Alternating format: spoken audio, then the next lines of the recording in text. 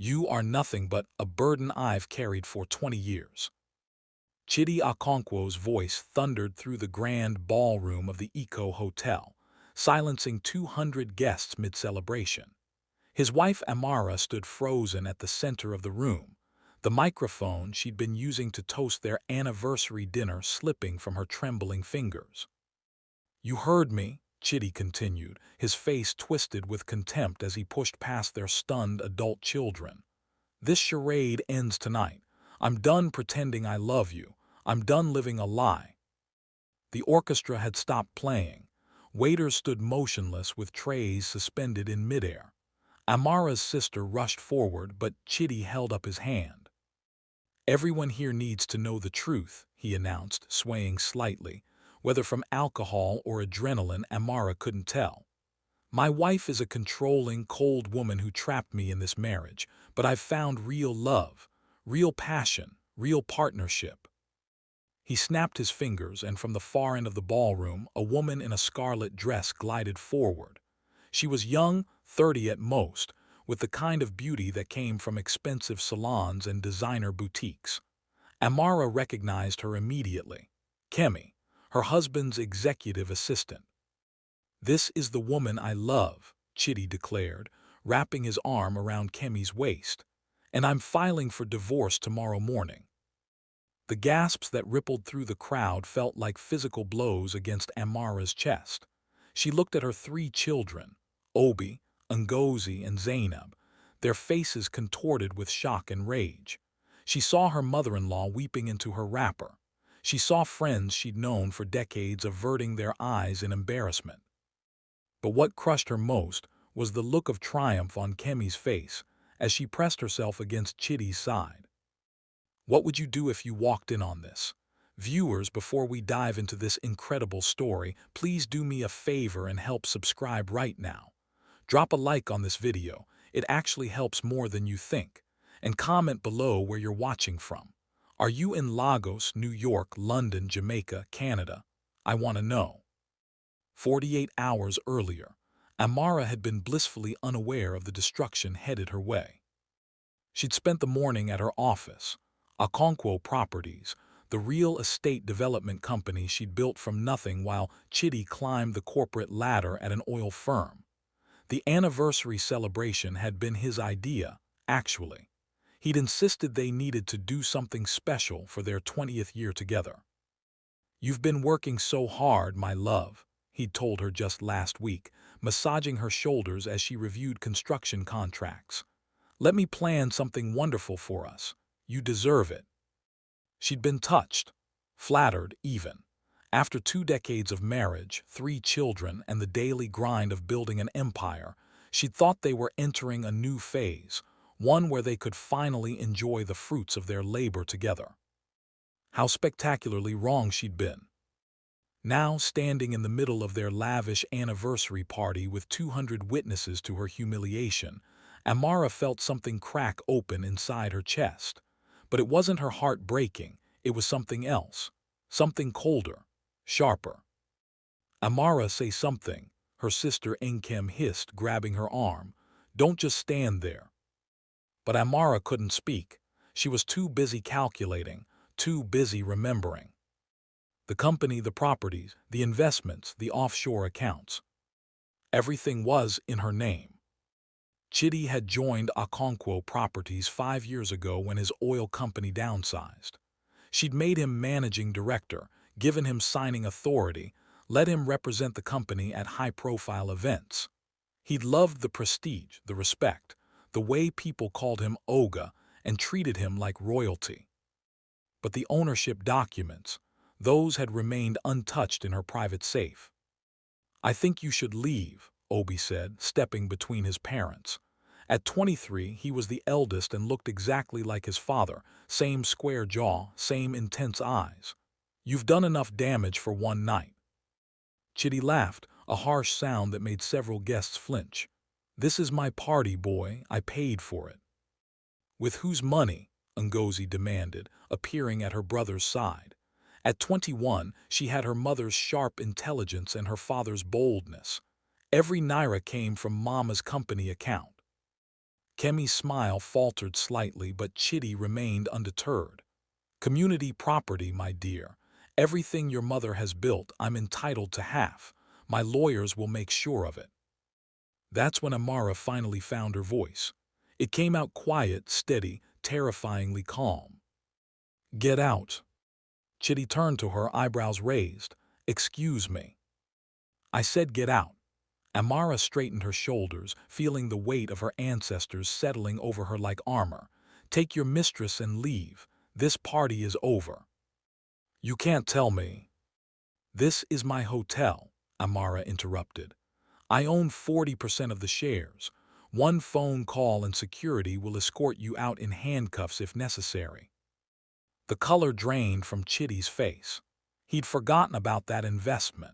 It had been one of her first major deals, negotiated when he was still working 60-hour weeks at the oil company and barely noticed what she was building.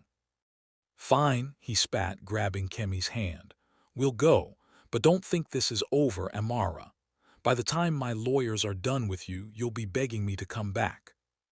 As he stormed toward the exit with Kemi tottering behind him in her too high heels, Amara heard someone in the crowd whisper, "Did you see how calm she was? She must be in shock." They were wrong. Amara wasn't in shock. She was thinking about the stack of documents in her office safe.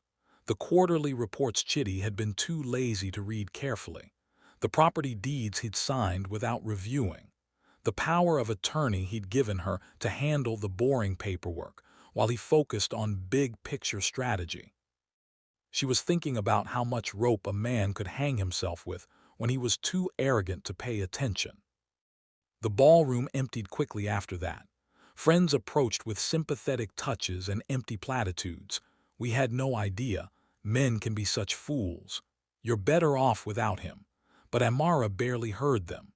Her children formed a protective circle around her, shepherding her toward the exit while her sister handled the confused hotel staff. In the parking lot, Amara's phone buzzed. A text from an unknown number. I'm sorry you had to find out this way. He promised he'd tell you privately. K. She stared at the message, rage boiling up from somewhere deep in her belly. Kemi was sorry. Kemi, who'd worked as Chitty's assistant for 2 years, who Amara had invited to family dinners, who'd held baby Zainab at her christening. Another text arrived, this time from Chitty. Spoke to my lawyer. Move your things out of the master bedroom. I'll be home tomorrow to pack. The audacity. The sheer, breathtaking audacity. Mama, are you okay? Zainab asked. At 17, she was the youngest, still tender-hearted and naive about the ugliness adults could inflict on each other.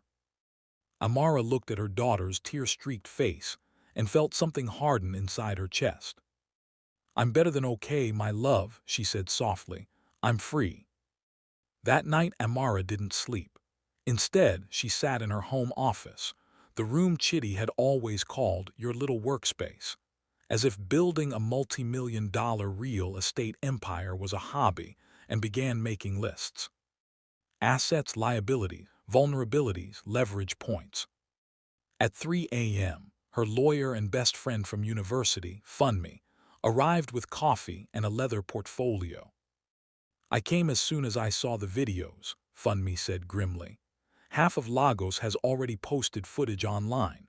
A Okonkwo anniversary disaster is trending. Amara winced but didn't let it derail her.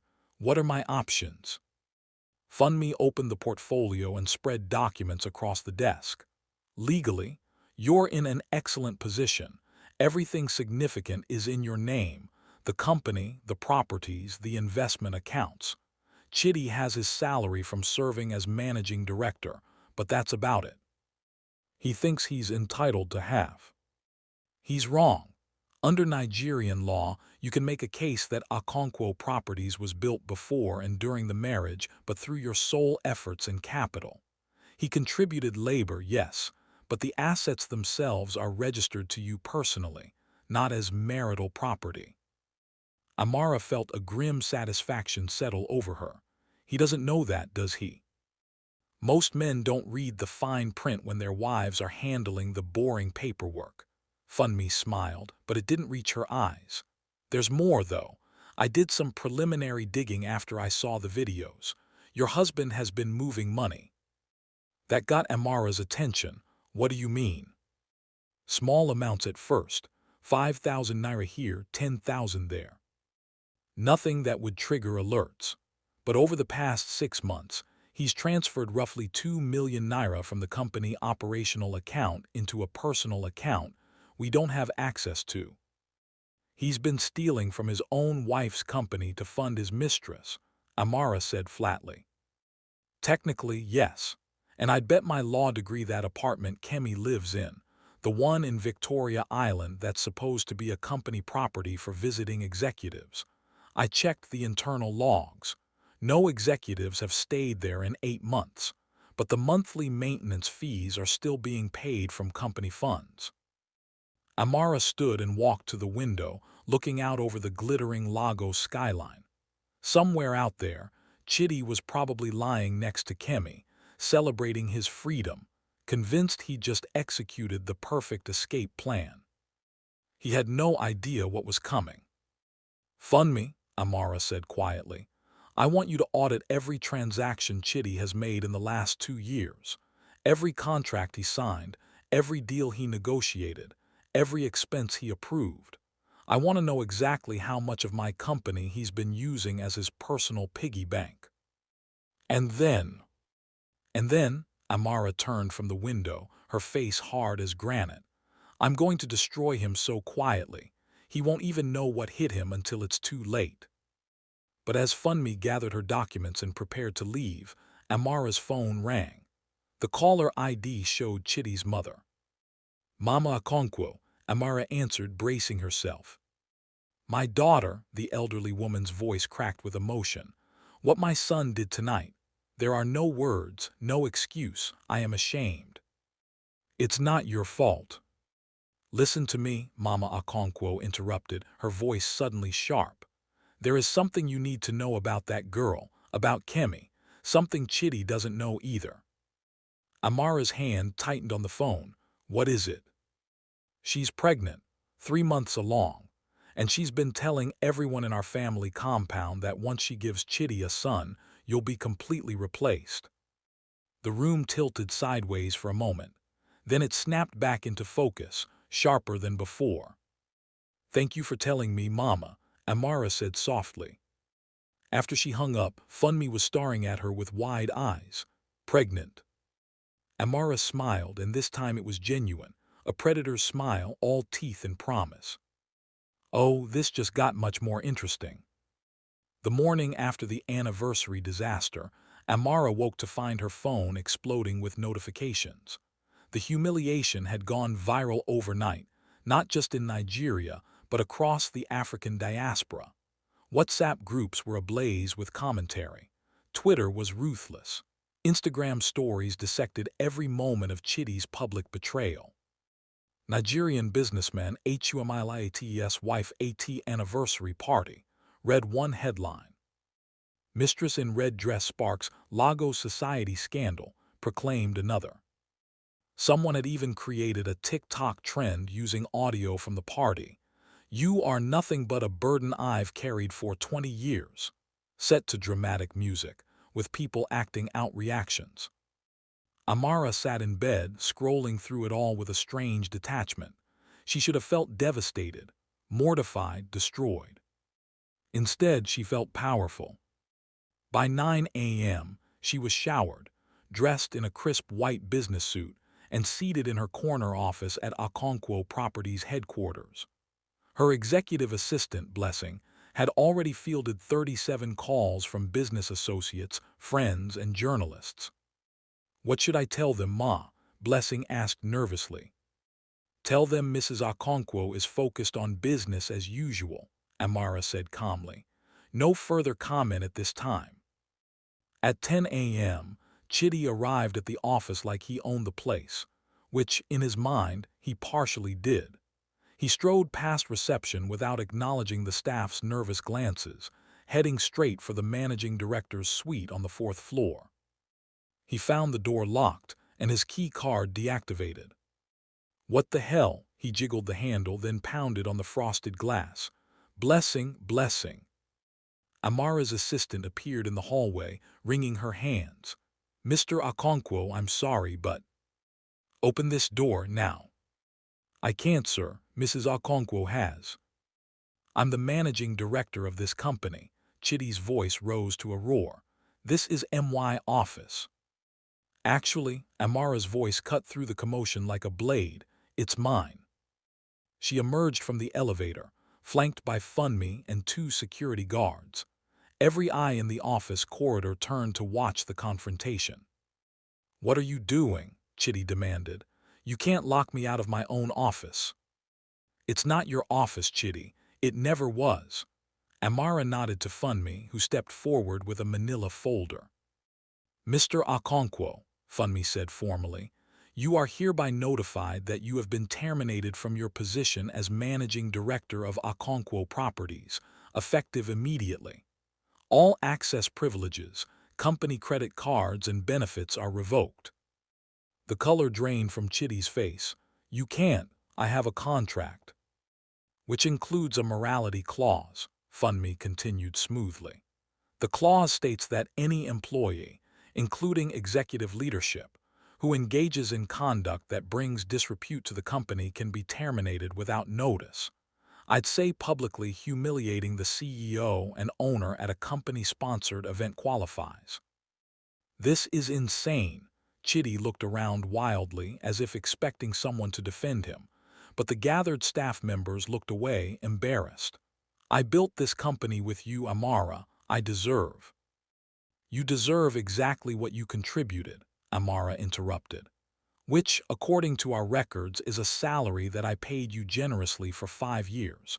Everything else, the company, the properties, the investments, those were built by me with my capital before you ever set foot in this building. I'll sue you for wrongful termination. I'll take you for everything you have. Amara smiled, cold and sharp. You're welcome to try. My lawyers will be happy to explain to a judge why you've been embezzling company funds to maintain an apartment for your mistress. That landed like a physical blow. Chidi actually stumbled backward. That's not. It's a company property. For visiting executives, yes. Except no executives have visited in 8 months. But Kemi has been living there rent-free, with utilities, maintenance, and even furniture paid for by Okonkwo Properties. That's approximately 750,000 naira in misappropriated funds. Funmi held up another document. We also have records of unauthorized transfers from the company operational account to your personal account, 2.3 million naira over 6 months. Those were business expenses. Then you won't mind explaining each transaction to the Economic and Financial Crimes Commission, Amara said pleasantly. I'm sure they'd be very interested in reviewing your expense reports. The mention of the EFCC, Nigeria's anti-corruption agency, made Chidi's bravado crumble. Amara, please, let's talk about this privately. This is between husband and wife, not. We stopped being husband and wife when you announced our divorce in front of 200 people, Amara said. Now we're just the owner of a company and a terminated employee. Security will escort you out. You have 15 minutes to collect your personal belongings from the office. You vindictive bitch, Chidi hissed, stepping close enough that she could smell the expensive cologne Kemi must have bought him. You think you've won. I will destroy you for this. I will take you to court and drag your name through so much mud, you'll wish you just accepted the divorce quietly. Amara didn't flinch. I'm looking forward to it. As security escorted Chidi to his former office, Amara turned to find the entire floor staff watching. Some looked shocked, others impressed. A few were openly smiling. Everyone back to work, Amara announced. We have projects to deliver and clients to serve. This is a business, not a drama series. The crowd dispersed, but the whispers followed her all the way back to her office. By noon, the story had taken on new life online. Videos of Chitty being escorted from the building by security guards were circulating with captions like "Karma works fast" and "When the side chick becomes the liability." Amara's phone rang, her mother. "Amara, my daughter, I just heard what happened at the office. Are you all right?" "I'm fine, Mama." "Fine? Your husband disgraced you in public and now you've thrown him out of the company. The whole city is talking. Fine is not the word I would use." Amara closed her eyes, feeling the weight of her mother's worry. "He made his choice, Mama. Now he lives with the consequences." "But the children." "The children are angry with their father as they should be, but they'll survive this. We all will." There was a long pause. Then her mother's voice came back softer, tinged with something that might have been pride. "Your grandmother would have approved. She always said a woman who builds something with her own hands should never let a man take it from her." After they hung up, Amara allowed herself one moment of vulnerability, one sharp inhale that was almost a sob, before pulling herself back together. Funmi appeared in the doorway. "The preliminary audit is done. You're going to want to see this." The report was damning. Over the past 2 years, Chitty had systematically siphoned money from Okonkwo properties through fake vendor contracts, inflated expense reports, and ghost employees on the payroll. The total exceeded 5 million naira. "He's been preparing his exit for a while," Funmi said grimly. "This wasn't a sudden decision. He's been building a nest egg with your money to start his new life with Kemi." Amara felt something cold and final settle in her chest. Whatever love she'd once felt for Chitty was gone, burned away by the evidence of his calculated betrayal. "File a police report," she said, "and prepare a civil suit for recovery of all misappropriated funds. I want him to understand exactly what he's lost." That evening, Amara returned to the house she'd shared with Chitty for 18 years, a sprawling estate in Ikoyi with 6 bedrooms, a pool, and gardens that required 3 full-time staff to maintain. She found her children waiting in the living room. Obi was packing. Ngozi sat with her arms crossed, face set in angry determination. Zainab was crying quietly on the sofa. "We need to talk," Obi said, "about Dad." Amara set down her briefcase and handbag, suddenly exhausted. "What about him?" "He called me today. Said you've ruined his life. Said you're being vindictive and cruel, and all he wanted was to be honest about his feelings." "Do you believe that?" Amara asked quietly. Obi hesitated. "No, but he's still our father." "He's still your father," Amara agreed. "And nothing I do will change that relationship. But he's no longer my husband, and he's no longer part of this family's business." Ngozi stood abruptly. "Good. He doesn't deserve your mercy after what he did." "This isn't about mercy or revenge," Amara said, though that wasn't entirely true. "It's about protecting what I've built, what we've all built together." "What about Kemi?" Zainab asked, her voice small. "Is it true she's pregnant?" All 3 children turned to stare at their mother. Amara sank into an armchair, feeling the weight of this new revelation press down on her shoulders. "Yes, according to your grandmother, Kemi is 3 months pregnant." The silence that followed was suffocating. "So Dad is really starting over," Obi said finally. "A whole new family, like we never mattered." "You matter," Amara said fiercely. "You matter more than anything in this world. What your father has done is about his own selfishness, his own weakness. It has nothing to do with your worth." But even as she said it, she saw the pain in her children's eyes, the particular agony of being discarded by a parent who decided new children would be more interesting than the ones he already had. "I hate him," Zainab whispered. "Don't," Amara said, though she wasn't sure she believed her own words. "Hate is a poison. It will hurt you more than it hurts him." Later that night, after the children had gone to bed, Amara stood in the master bedroom she'd once shared with Chitty. His clothes were still in the closet. His watch collection sat on the dresser. His reading glasses rested on the nightstand. She called the housekeeper. "Pack all of Mr. Okonkwo's belongings. I want them out of this house by tomorrow morning." "Where should I send them, Ma?" Amara thought about the Victoria Island apartment, the one Kemi had been living in rent-free. "To the Sheraton Hotel. Let them hold his things at the front desk." As she prepared for bed, her phone buzzed with a message from an unknown number. "This isn't over. You'll regret making an enemy of me. See." Amara stared at the threat for a long moment. Then she forwarded it to fund me with a single word: evidence. But just as she was about to turn off her phone, another message arrived. This one from Kemi. "I'm sorry about how everything happened, but you need to understand, Chitty and I are in love. The baby is proof of that. Maybe you can find it in your heart to let him go gracefully instead of destroying him." The audacity made Amara laugh, a sharp, bitter sound in the empty bedroom. She typed back, "The only thing you've proven is that you're carrying a child with a man who steals from his own wife to fund his affairs. Good luck with that." Send. What do you think happens next? Comment below. 3 weeks after the anniversary party disaster, Amara sat in a coffee shop in Lekki waiting.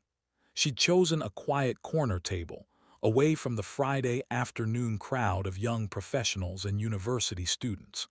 Her coffee had gone cold 10 minutes ago, but she barely noticed. She was waiting for someone who might hold the key to Chitty's complete destruction. A woman in her mid-30s approached the table, tall, elegant, with the kind of reserved beauty that came from careful presentation rather than natural advantages. She wore a simple navy dress and carried a leather portfolio under her arm. "Mrs. Okonkwo," the woman asked quietly. "Please call me Amara," she gestured to the empty chair. "Thank you for agreeing to meet." The woman sat, glancing nervously around the coffee shop. "I wasn't sure I should come. What I have to tell you, it could cause a lot of trouble." "For who?" "For me mostly." The woman took a breath. "My name is Adiz Nwankwo. I was Chitty's executive assistant before Kemi. I worked with him for 3 years." Amara felt her pulse quicken. "Why did you leave?" Adiz's hands trembled as she reached for the water glass in front of her. "He fired me when I refused to sleep with him, said I was no longer a good fit for the company culture. But he was careful. He documented false performance issues, made it look legitimate. I couldn't prove sexual harassment, so I didn't fight it." The revelation shouldn't have surprised Amara, but it still landed like a punch to the gut. How long ago was this? 2.5 years ago, right around the time Kemi started. Adiz opened her portfolio and slid a stack of documents across the table. "I kept copies of everything, emails, text messages, performance reviews that showed I was exceeding expectations right up until I refused his advances. I couldn't use them to get my job back, but I kept them just in case." Amara flipped through the pages, her trained legal mind cataloging each piece of evidence.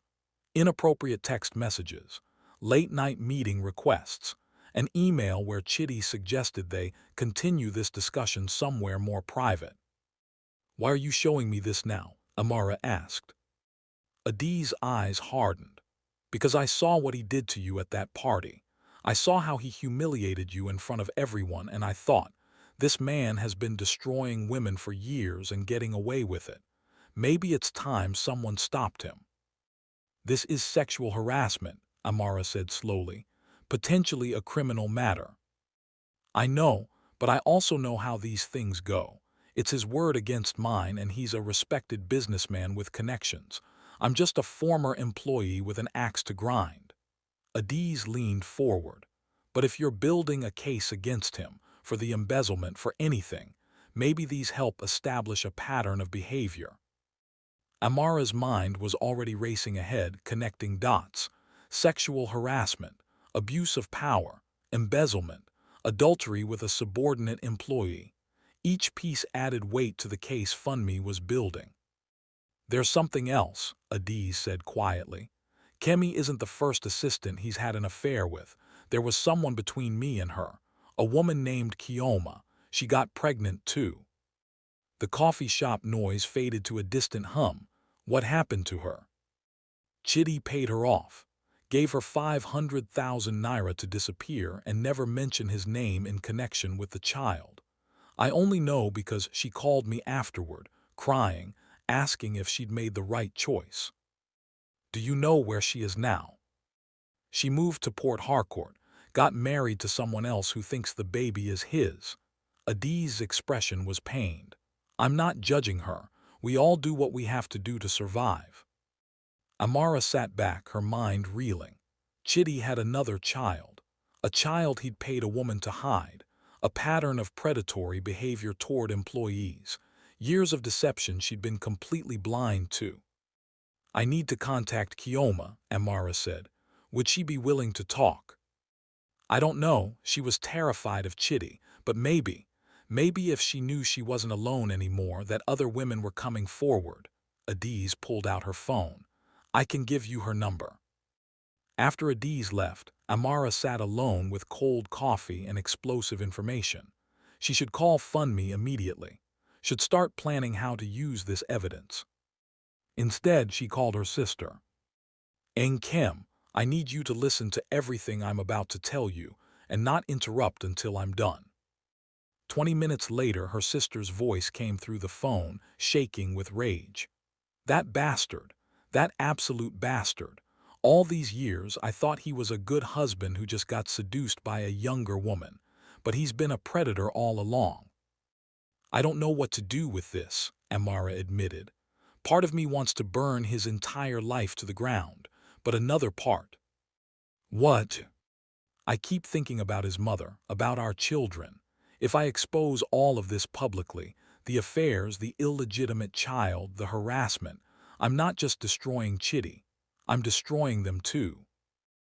Kim was quiet for a long moment. You're a better person than me. I'd already be calling journalists. I'm not better, I'm just tired. Amara rubbed her eyes, and I'm pregnant. The words hung in the air like smoke. What? Nkem's voice went up 3 octaves. Amara, are you serious? I found out this morning, 5 weeks along. Amara laughed, a broken sound. All those years of Chidi complaining that 3 children weren't enough, that he wanted a son to carry on his legacy. And now I'm carrying his 4th child while he's preparing to have a 5th with his mistress. Does he know? No, and I'm not going to tell him. Amara. I mean it, Nkem. This baby is mine. Mine alone. He gave up any right to this child when he humiliated me in public and chose Kemi over our family. Her sister sighed. What are you going to do? I'm going to win. Quietly. Completely. By the time I'm done, Chidi will have nothing left but regrets and bills he can't pay. That evening, Amara returned home to find Obi waiting with news that drained what little energy she had left. Dad moved in with Kemi, her son said without preamble, to the Victoria Island apartment. He posted about it on Instagram, some caption about living authentically and choosing love. Amara looked at her son's phone. There was Chidi's arm around Kemi's shoulders, both of them beaming at the camera in front of the apartment building. The caption read, New beginnings, new family, new love, blessed authentic living, no regrets. The comments section was a war zone. Some people congratulating him, others calling him shameless, still others tagging Amara's name with crying emojis and messages of support. He doesn't even care, Obi said, his voice cracking. 3 weeks ago, he was married to our mother. Now he's posting couple pictures with his pregnant mistress like we never existed. Amara pulled her son into a hug, feeling him shake with suppressed sobs. He cares. He's just trying to convince himself he made the right choice. How can you defend him? I'm not defending him. I'm just telling you the truth about how people behave when they're running from guilt. She held Obi at arm's length, looking into his eyes, her eyes, she realized, not Chidi's. He will regret this. Maybe not today, maybe not next month, But one day he'll wake up and realize what he threw away and it will destroy him. Is that enough for you? Him just regretting it? Amara thought about Adi's documents, about Kioma in Port Harcourt, about the audit showing 5 million naira in embezzled funds, about the baby growing inside her that Chidi would never know about. No, she said quietly, it's not enough. The next morning, Amara met with Funmi in a private room at the law office. They spread out all the evidence on the conference table, financial records, harassment documentation, witness statements, everything. This is enough to destroy him, Funmi said. Criminal charges for embezzlement, civil suits from multiple women for harassment, public disgrace that would make the anniversary party look like a minor embarrassment. But Amara heard the hesitation in her friend's voice. But it would also destroy you and your children in the process. The media would have a feeding frenzy. Every detail of your marriage would be dissected. The children would be questioned, photographed, turned into tabloid fodder. And you, Funmi looked at her carefully, you'd be the scorned wife who couldn't let go. So what's the alternative? Strategic dismantling. We use the embezzlement charges to force a settlement. No public trial, no media circus. Just a quiet agreement where Chidi signs away any claim to Okonkwo properties, returns the stolen money, and walks away with nothing but his personal belongings. He'd never agree to that. Funmi smiled. He would if the alternative is 5 years in prison and social annihilation. We tell him we have enough evidence to prosecute, but we're willing to settle quietly, for the sake of the children and his mother. And the harassment victims. We set up a confidential victims fund. Each woman he harassed gets compensation, paid by Chidi as part of the settlement. They sign NDAs, he signs away his future, and everyone moves on. Amara stood and walked to the window, looking out at Lagos traffic snarled below. It feels like letting him off too easy. Does it? He loses his job, his claim to your business, millions of naira in restitution, and his reputation among anyone who matters. He'll spend the rest of his life working to pay off debts, knowing the only thing keeping him out of prison is your mercy. Funmi joined her at the window. That's not mercy, Amara. That's power. What about Kemi? What about her? She thinks she's won. She thinks she's got the prize, the successful businessman, the father of her child, the glamorous life. Funmi laughed, sharp and knowing. She thinks she's got a wealthy man. Wait until she realizes she's actually got an unemployed embezzler with crushing debt and a trail of bastard children he refuses to acknowledge. That's its own kind of justice. Comment your thoughts on the betrayal. What would you do in Amara's position? The settlement negotiations took place in a neutral law office in Victoria Island. Chidi arrived wearing his most expensive suit, radiating the kind of confidence that came from men who'd never truly faced consequences for their actions. He'd brought his own lawyer, a flashy corporate attorney named Emeka who specialized in high-profile divorces.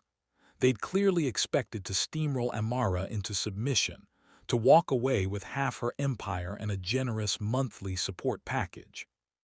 They had no idea what was waiting for them. Funmi started by laying out the embezzlement evidence, every fraudulent transaction, every ghost employee, every fake vendor contract. The color drained from Chidi's face as she presented bank statements, email trails, and signed approvals with his name on them. 5.3 million naira in total misappropriated funds, Funmi said calmly. More than enough for criminal prosecution under the Corrupt Practices Act. This is ridiculous, Emeka blustered. My client was managing director. He had authority to steal from his wife's company to fund an apartment for his mistress, Funmi interrupted. To create fake employees and pocket their salaries. I'm sure a judge would love to hear that defense. Chidi's lawyer opened his mouth, then closed it again. But wait, Funmi continued, sliding another folder across the table. There's more. This folder contained Adi's documentation, the inappropriate messages, the attempted coercion, the retaliatory firing. Chitty's eyes widened as he recognized the evidence. "You can't use that," he said quickly. That's ancient history. Adi signed a separation agreement." "That said she wouldn't pursue legal action at the time," Funmi corrected. "It didn't prevent her from providing evidence in other proceedings, and it certainly doesn't erase the pattern of sexual harassment you've demonstrated toward employees." "Pattern?" Emeka looked confused. Funmi opened a third folder. "Kioma Akoro, employed as executive assistant for 6 months before your client impregnated her and paid her 500,000 naira to disappear. We have her sworn affidavit, bank transfer records, and DNA evidence from the child." Chitty shot to his feet. "You had no right to contact her. That was a private matter." "A private matter involving workplace sexual exploitation and potential paternity fraud," Funmi said coolly.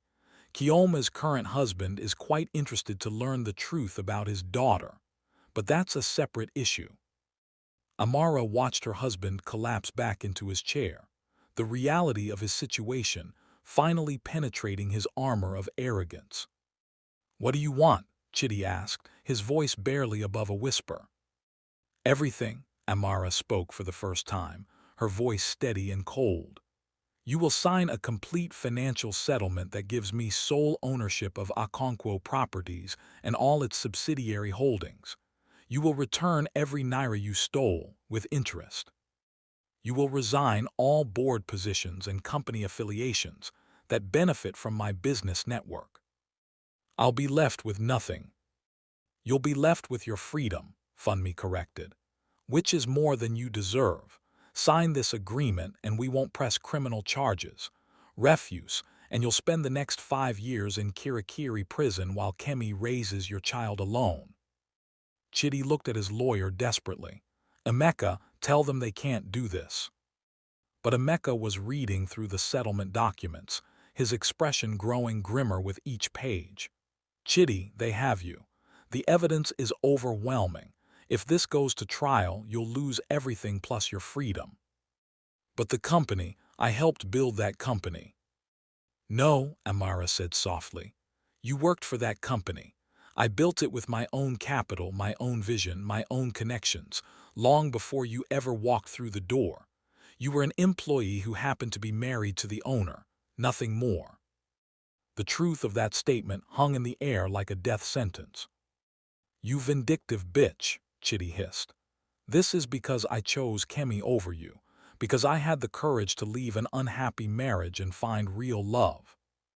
Amara laughed, a genuine sound of amusement that seemed to infuriate Chitty even more. "You think this is about love, about jealousy? Chitty, I stopped loving you the moment you humiliated me in front of 200 people. This isn't revenge. This is justice." "What about our children? You're taking their father's livelihood." "Their father chose a new family," Amara said coldly. "Their father posted Instagram pictures of his pregnant mistress and talked about new beginnings while they watched. Don't pretend you care about our children now." Funmi pushed the settlement documents forward. "Sign, or we file criminal charges tomorrow morning. Your choice." Chitty stared at the papers for a long moment. Then, with shaking hands, he picked up the pen and signed away everything he thought he'd won. That evening, Amara returned home to find an unexpected visitor waiting in her living room, Kemi. The young woman looked different from the confident mistress in the red dress. She was wearing a simple maternity dress, her face free of makeup, her usually elaborate hairstyle pulled back in a simple ponytail. "How did you get in here?" Amara asked, more curious than angry.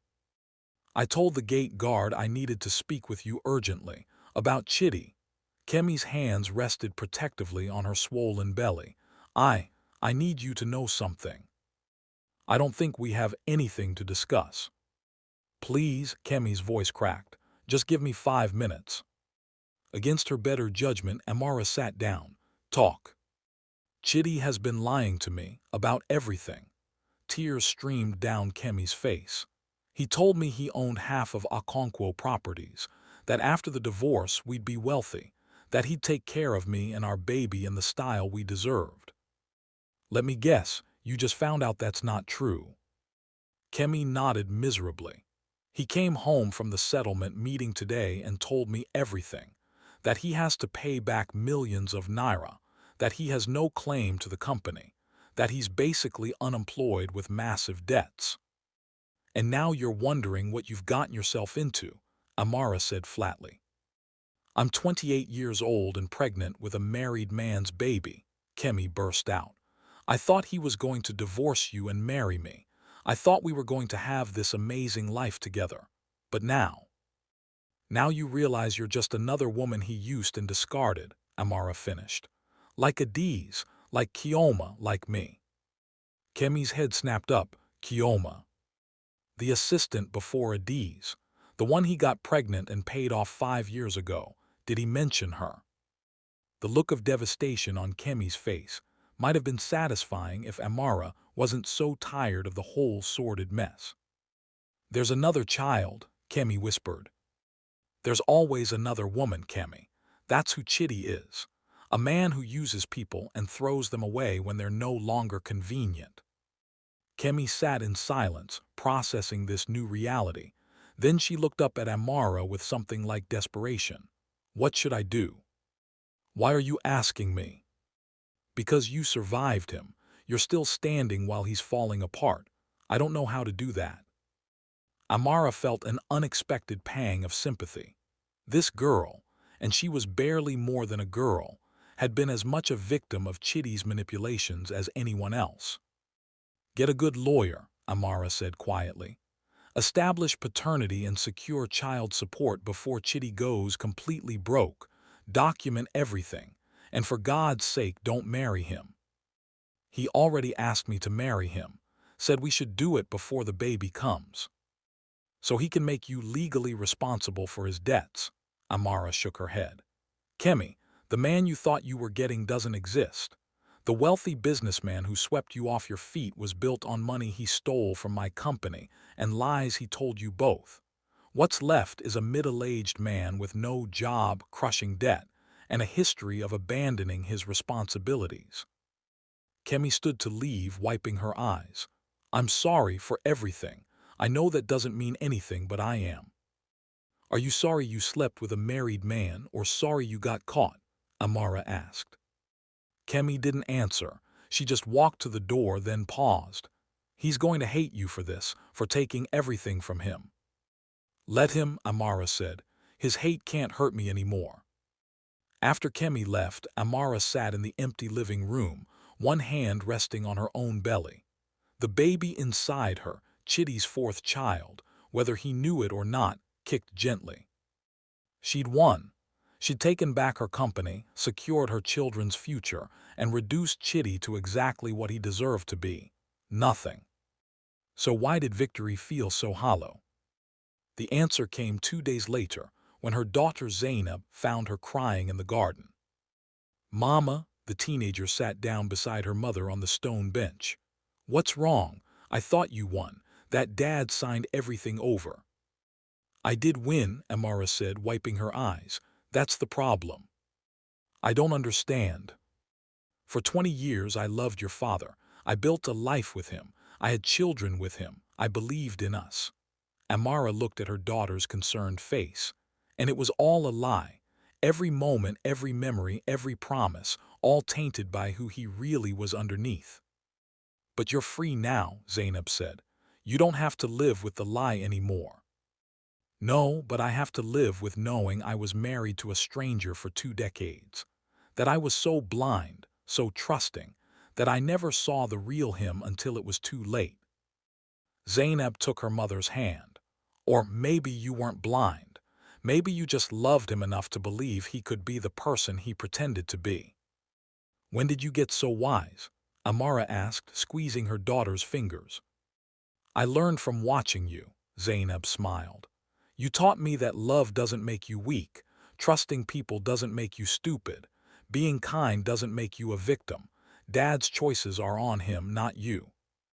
They sat together in the garden as the sun set over Lagos, mother and daughter, survivors of the same storm. And for the first time since the anniversary party disaster, Amara felt something crack open in her chest that wasn't cold or hard or angry. It felt like hope. 3 months later, Amara stood at the ribbon-cutting ceremony for Okonkwo Properties' newest development, a mixed-use complex in Lekki Phase 1 that would provide affordable housing, retail space, and a community center for young entrepreneurs. The project had been her dream for years, but Chitty had always argued it wasn't profitable enough, that they should focus on luxury developments instead. Now, with him gone, she'd greenlit the project and watched it come to fruition in record time. "Mrs. Okonkwo, can you tell us what this development means for the community?" a journalist called out. Amara smiled, one hand resting unconsciously on her 7-month pregnant belly. "This represents a commitment to building not just structures but opportunities. Too many young Nigerians are priced out of entrepreneurship because they can't afford commercial space. This changes that." As she cut the ribbon to applause from the gathered crowd, she saw her children watching from the front row. Obi had taken a gap year from university to work in the company, learning the business from the ground up. Ngozi was interning in the legal department, already talking about going to law school. Even Zainab had started helping with social media marketing, bringing fresh perspectives to their communication strategy. They were building something together, a family business that actually meant something. After the ceremony, as Amara was heading to her car, a familiar voice called out, "Amara, wait." She turned to find Chitty jogging toward her, out of breath and looking significantly worse than the last time she'd seen him. His expensive suit had been replaced with a cheap off-the-rack version. The designer watch was gone. Even his haircut looked budget. "What are you doing here?" Amara asked coldly. "I heard about the ceremony. I wanted to." He trailed off, seemingly at a loss for words. "You look good. Pregnancy suits you." Amara's hand went protectively to her belly. She'd managed to keep the pregnancy quiet so far, wearing loose clothing to events and working from home when possible. But there was no hiding it now. "I didn't know you were pregnant," Chitty said, his eyes widening. Is it mine?" "That's none of your concern." "Amara, if you're carrying my child." "I'm carrying my child," she interrupted. "You gave up any rights to this baby when you chose Kemi and her child over our family." Chitty flinched as if she'd slapped him.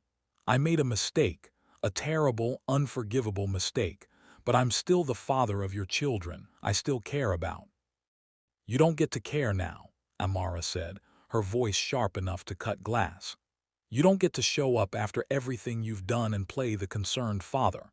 Where were you when Obi cried himself to sleep for weeks? When Ngozi stopped eating because she was so stressed? When Zainab's grades dropped because she couldn't concentrate? I was trying to build a new life. With my money, in my apartment, while abandoning your responsibilities."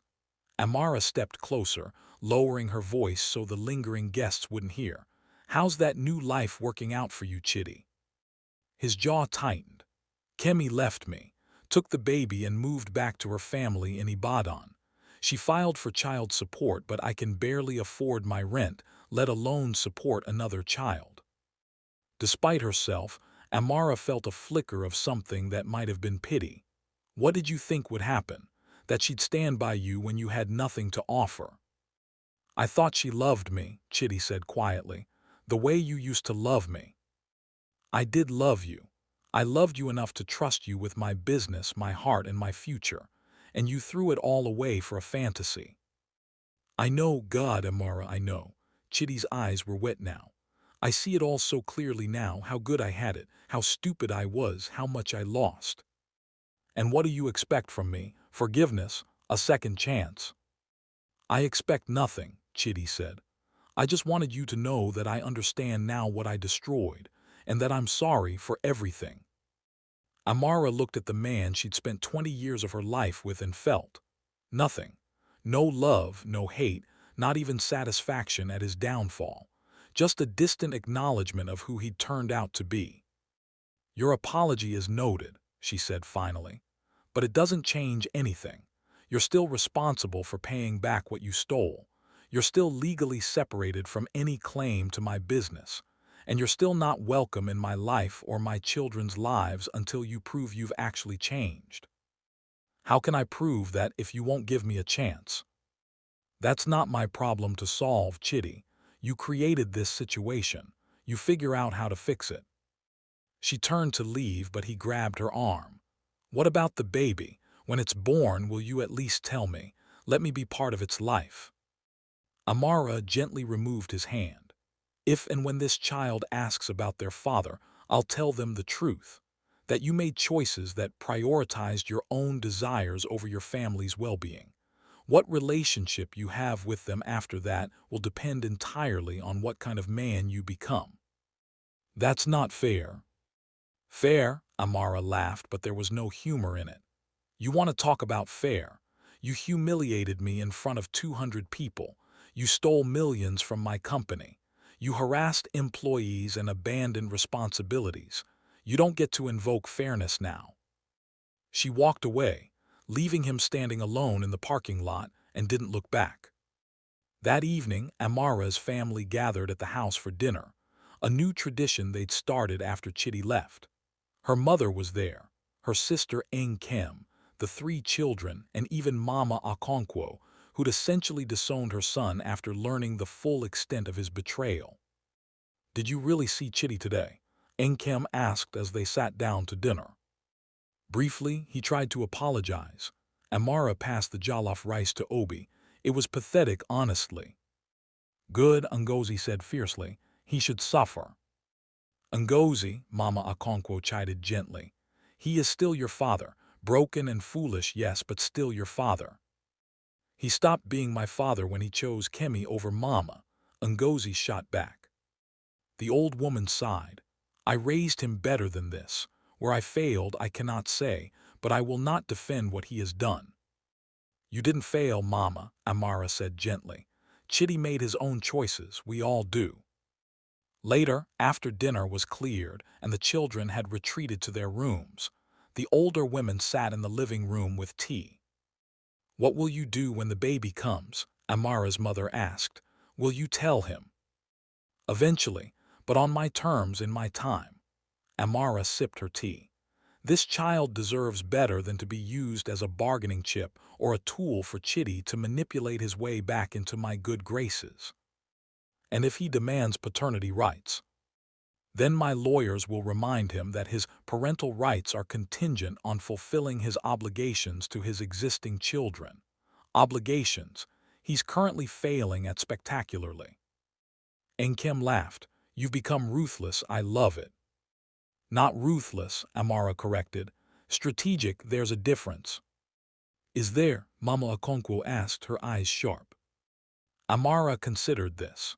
Ruthless would be using the harassment evidence to destroy Chitty completely, putting him in prison, ruining his reputation so thoroughly he could never recover.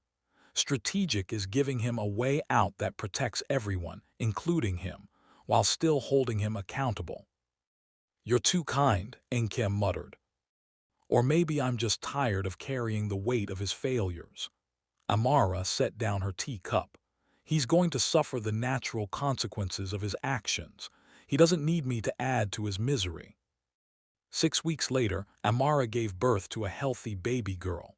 She named her Zara, a name that meant princess and blooming flower depending on the origin. It felt appropriate for a child born from ashes, a symbol of new beginnings. The children were smitten with their new sister. Even cynical Ngozi melted when Zara wrapped tiny fingers around her thumb. "She's perfect," Obi whispered, holding his baby sister for the first time. "Does Dad know?" "Not yet," Amara said, "but he will soon." The news reached Chitty through the family grapevine, as she'd known it would. He showed up at the hospital with flowers and a stuffed elephant, looking hopeful and desperate. Amara met him in the hospital lobby, arms crossed. "I want to see her," Chitty said without preamble. Why? Because she's my daughter. Is she? Are you sure? Amara watched his face carefully. Because by my count, you have 4 children now, 3 with me, 1 with Kemi. How many of them have you actually been a father to in the past year? Chitty's shoulders slumped. I've been trying to get back on my feet, to earn money so I can pay child support, so I can contribute. You're working as a sales associate at a car dealership, Amara said. It wasn't a question. She kept tabs on him through mutual acquaintances. Making what, 200,000 naira a month? Barely enough to cover your rent and child support payments, let alone save anything or actually invest in relationships with your children. I'm doing my best. Your best should have started with not throwing away your family for a fantasy. Amara's voice was cold. But since we're here, let me be clear. If you want a relationship with Zara, you need to rebuild relationships with Obi, Ngozi, and Zainab first. Prove you can show up consistently. Prove you can prioritize their needs over your ego. Then we'll talk about you meeting your newest daughter. That could take months, years. Then you'd better get started. Amara turned to leave, then paused. Oh, and Chitty, the flowers were a nice gesture, but what your children actually need is a father who shows up. Actions, not gestures. 1 year after the anniversary party disaster, Amara stood in front of her bathroom mirror, barely recognizing herself. She'd lost the pregnancy weight, gained new confidence, built her company to new heights without Chitty's leadership. Forbes Africa had just named her one of the continent's most influential businesswomen. Okonkwo Properties had expanded into 3 new countries. Her children were thriving.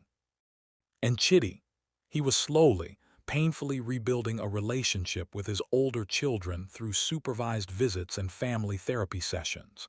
He'd asked to meet Zara twice now, and both times Amara had said no. Not until he proved he could be consistent with the children he'd already abandoned.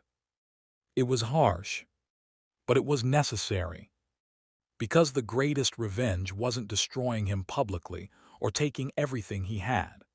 The greatest revenge was building a life so magnificent, so fulfilling, so complete that his absence was barely noticed.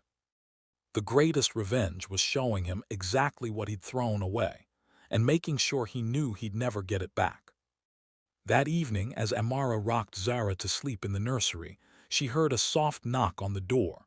Obi poked his head in. "Mama, there's someone here to see you." "Who?" "Adiz and Kioma. They said they wanted to thank you in person." Amara carefully placed sleeping Zara in her crib and went downstairs, where she found the 2 women sitting nervously in her living room. "Thank you for seeing us," Adiz said, standing when Amara entered. "We know this is strange, but we wanted you to know that the victims fund you set up. It changed our lives." "The money helped me start my own business," Kioma added shyly. "A catering company. I'm finally independent, finally free from the secrets and shame." "And I'm back in school getting my MBA," Adiz said. "Something I couldn't afford before. Your generosity gave us a second chance." Amara felt tears prick her eyes. It wasn't generosity, it was justice. You both deserved better than what Chitty put you through. "We know you could have used that evidence to destroy him publicly," Kioma said. "But by handling it quietly, by focusing on making us whole rather than making him suffer, you showed us what real strength looks like." After they left, Amara stood at the window, looking out at Lagos lights twinkling in the distance. Somewhere out there, Chitty was probably sitting in his small apartment, counting his meager salary, wondering how everything went so wrong. She didn't hate him anymore, didn't even really think about him except when necessary. She'd won, not by destroying him but by building something so strong, so beautiful, so entirely her own that his presence was irrelevant. And that, Amara realized, was the most powerful victory of all. 5 years later, Chitty sat at a coffee shop in Ikja, waiting for his monthly supervised visit with his children. He'd finally earned back enough trust for Obi and Ngozi to agree to regular meetings. Zainab still kept him at arm's length, hurt too deep to heal quickly. And Zara, he'd met her exactly 3 times in 5 years, always supervised, always brief. She called him Mr. Chitty, like he was a friendly stranger, not her father. He'd built a decent life, eventually, got promoted to sales manager, moved to a better apartment, even started dating someone age-appropriate and emotionally stable. But every time he saw Amara, at school events for Zara, at Obi's university graduation, in Forbes articles and business magazines, he was confronted with the reality of what he'd lost. She'd remarried 2 years ago to a fellow entrepreneur who treated her like the queen she was, who'd legally adopted Zara and loved her like his own, who understood that partnership meant building together, not tearing down. Chitty watched his older children approach the coffee shop, both of them successful and confident, so much like their mother. They greeted him politely but without warmth, a relationship permanently scarred by his choices. "How's your mother?" he asked, unable to help himself. Ngozi's eyes went cold.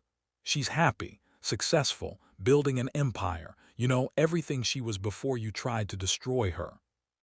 It stung, but it was deserved. As they sat making awkward small talk about work and school, Chitty realized something that made his chest ache. He'd lost them all, his wife, his children, his reputation, his empire. Not because Amara destroyed him, but because he'd destroyed himself. And she'd simply stepped aside and let the consequences do the rest. That, he finally understood, was the quietest and most complete revenge of all. If this tale touched your soul, dear listener, please leave a like and subscribe. Each story I tell carries wisdom from long ago, and with your support, I can continue sharing these treasures with the world. Comment below. What lesson did you take from Amara's journey? How would you have handled Chitty's betrayal? I read every comment and love hearing your thoughts.